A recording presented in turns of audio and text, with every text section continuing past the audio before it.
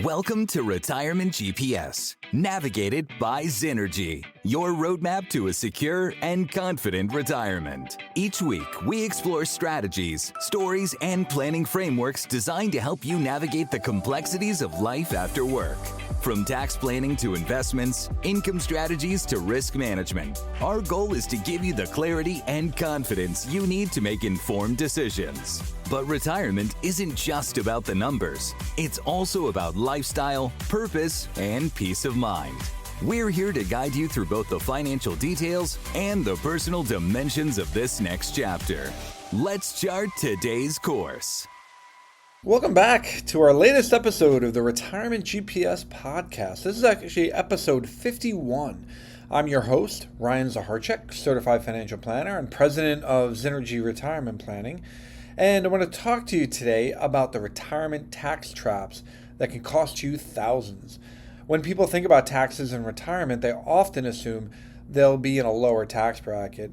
After all, they're no longer earning a paycheck, no salary, no bonus, no commute. So naturally, taxes should go down. But for many retirees, that's not exactly what happens, especially if you want to live off and have the same lifestyle in retirement that you had while you were working. In fact, some retirees are surprised to discover that retirement introduces an entirely new set of tax challenges, many of which can cost thousands of dollars if they're not planned for properly. Today, we're going to discuss what we call those retirement tax traps. They aren't necessarily high tax brackets. They're hidden tax rules, income thresholds, and planning mistakes that can create unexpected costs. So what we're going to cover today are IRMAA surcharges, which we've talked about in the past. We're going to dive into some detail. Social Security taxation, so taxation on those benefits that we receive that we love so much.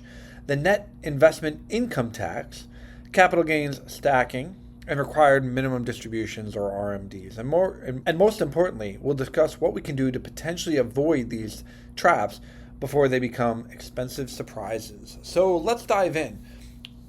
Retirement isn't one tax return. One of the biggest misconceptions I see is that people think retirement taxes become simpler. In reality, retirement often creates multiple income streams. So we often have our Social Security stream, our IRA distributions. Maybe we have some pension income. We have brokerage account withdrawals. And if we're not withdrawing from those accounts, we'll still have dividends, interest income, and capital gains within that account. Each source is taxed differently, and the interaction between these income sources can create planning opportunities or planning mistakes depending on if we're prepared or not. Understanding these interactions is where much of the value in retirement tax planning comes from. The first tax trap that we're going to touch on today is IRMAA. We've talked about IRMAA in the past. And what is IRMAA? IRMAA stands for Income-Related Monthly Adjustment Amount. All right, IRMAA. And this is essentially your Medicare surcharge. Many retirees assume that Medicare premiums are the same for everyone, but they're not. Higher income retirees pay higher Medicare premiums and sometimes significantly higher premiums. What's particularly frustrating is that these surcharges are based on incomes from 2 years earlier. So if you have lower income today, it doesn't matter because Medicare is going to be looking back 2 years to find out what your income was from 2 years ago and then judge your Medicare premiums based off of that and calculate any potential IRMAAs. You have to make financial decisions today and not see the Medicare consequences for 2 years after that. Here's an example. Suppose you sell a highly appreciated investment, right? Let's say we held on to a stock for a lot of years and it did really well and we decide to sell it this year. At the same time, we complete a large Roth conversion, we sell a business, and we exercise some stock options, all in the same year. These decisions may increase income enough to trigger higher Medicare premiums. And the result, it's thousands of dollars of additional Medicare health insurance costs. And many retirees don't see it coming. So for 2026, the threshold is $218,000 if you're married filing jointly, or $109,000 for a single filer. Any more income than that, and you'll be thrust into your first IRMAA bracket. IRMAA brackets go up and can actually create substantial increases. So when we're doing our Roth conversion strategies, our distribution strategies, we're always looking at this IRMAA threshold to make sure that at least we understand what we're taking on. As financial planners, retirement planners, IRMAAs may be inevitable. We may even accept an IRMAA as the cost of doing business when we're doing things like Roth conversions. We just want to make sure that we understand them and we prepare our member for them so that 2 years from now, when those IRMAAs come to fruition, they're not surprised.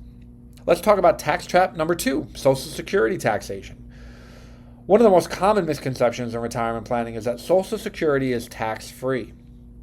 I don't know where that comes from because that is not the case and hasn't been the case. For many retirees, it's just not true. Depending on your income level, up to 85% of your Social Security benefits may become taxable. Notice I said taxable, not taxed at 85%, right? So even if you're at the highest income tax brackets, you'll always have 15% of your Social Security income tax-free, but up to 85% can be taxed, all right? It's an important distinction to understand that it's not an 85% tax on your income, just the percentage of the income itself that is taxed. There are a few key points here. As other sources of income increase, more of your Social Security benefits may be subject to taxation. This creates an interesting planning challenge. Many retirees think they're only paying taxes on the IRA withdrawal, but that withdrawal may also cause more taxes on their Social Security benefits and become taxable. We've actually been guilty of this. When we first started doing Roth conversions, we were doing a conversion that would take somebody who was in a very low tax bracket, right? They were in a 10% tax bracket, maybe only had taxable income of $60,000. And that triggered very low Social Security taxes. Once we did the conversion, expecting that they were only going to have a 10% tax on the conversion, it actually triggered higher Social Security taxes. And now it wound up being like a 20-25% tax on the conversion. Still a pretty palatable tax, but not at all what we thought and not at all what we prepared our client for. We've since become far more sophisticated in looking at all the impacts, all the various taxes that will occur when we do our Roth conversions. But it's important to understand the knock-on effects of proactively executing to take income in any given year and how it can affect other things in a significant way. Tax trap number 3 is our net investment income tax. The net investment income tax, or NIIT, which you'll often see abbreviated, this is an additional 3.8% federal tax that may apply to investment income for higher income thresholds. The tax can apply to interest, dividends, capital gains, or certain passive income sources. What makes the NIIT frustrating is that many investors focus on only capital gains tax rates. So they may assume I'm going to sell an asset and I triggered a $500,000 gain on that asset and I'm only going to be paying a 15% tax on that or a 20% tax. The truth is now we have a 3.8% additional tax that goes on top of that, which triggers obviously a much larger tax bill. And once again, retirement income decisions often determine whether this tax applies. We want to be sensitive to the various other decisions we make as to whether the NIIT actually applies to us. So when we're sitting down and doing our tax strategies and our tax planning, we make sure that this significant tax is accounted for. Tax trap number 4, capital gain stacking. What the heck is capital gain stacking? You may be saying to yourself. Many people have heard that long-term capital gains receive favorable tax treatment, and that's true. But the tax rate applies to those gains depending on your overall taxable income. In other words, capital gains do not exist in a vacuum. They stack on top of other income. What this means is IRA distributions matter, pension income matters, Social Security matters, Roth conversions matter. So one financial decision can affect another. This is why retirement tax planning should be coordinated. Looking at individual transactions in isolation can lead to huge missed opportunities. And it's actually why a lot of planners don't like to do tax planning. Because if they don't have all the information that they need, or if they don't understand what they need to understand, they may suggest a certain tax strategy that may have these knock-on effects that affect other things, and that's where your capital gain stacking can come in. Tax trap number 5. This is a big one, and this is something that we see people come to us all the time wondering what they can do about it, is required minimum distributions and what to do about those required distributions. So required minimum distributions often are called RMDs. Many retirees spend decades accumulating wealth inside a tax-deferred account. This is your 401k, this is your IRA, your SEP plan, or your simple plan. During the accumulation years, taxes are deferred, right? So I get a tax break up front, the money grows, completely tax-deferred, but eventually the IRS wants its cut. Now, they'll let you defer for a while, but when you hit a certain age, which is your RMD age, typically it's between 73 and 75, you have to start taking money out of those accounts. And the problem with this is that the IRS does not care whether you need the money or not. The distributions are required. So what happens is you start to lose control of your tax bracket, because if you're letting your tax deferred accounts grow and grow, all of a sudden now these RMDs can become significant and they can affect a lot of other things.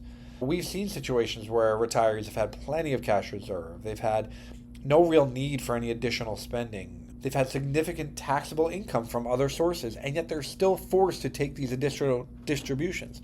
Guess what we do? We literally pull the money out of the IRA and we transfer it to their taxable investment account, pay the taxes, reinvest the money, and let the money grow, but it's now a much smaller chunk because we had to pay taxes on it. And because we had this income, it affects these other things that we've talked about, such as NIIT, such as Social Security, such as IRMAA. These distributions can trigger higher tax brackets, higher Medicare premiums, higher Social Security taxation, additional investment income taxes. In other words, one tax problem can create several more. The real danger here is tax stacking. Most retirees don't get hurt by a single tax trap. They get hurt when multiple traps interact. Let's look at an example. A retiree turns Social Security age. They begin then collecting RMDs. Then they sell an appreciated investment. Now suddenly, more Social Security is taxable, Medicare premiums increase, capital gains are taxed at a higher rate, and the NIIT may apply. Each piece individually may not seem significant, but together the impact is substantial. That's why retirement tax planning is not just about filing tax returns. It's about coordinating decisions years before they occur, because we know some of these have a deferred effect. The good news is most of these tax traps are manageable, but they require planning. The best opportunities often occur before retirement or during the early retirement years. So some of the strategies we use to affect these things are strategic Roth conversions, right? If we can convert in our lower income years or make Roth contributions while we're working, we can reduce our RMDs later. And reducing RMDs helps these other things, which becomes really valuable.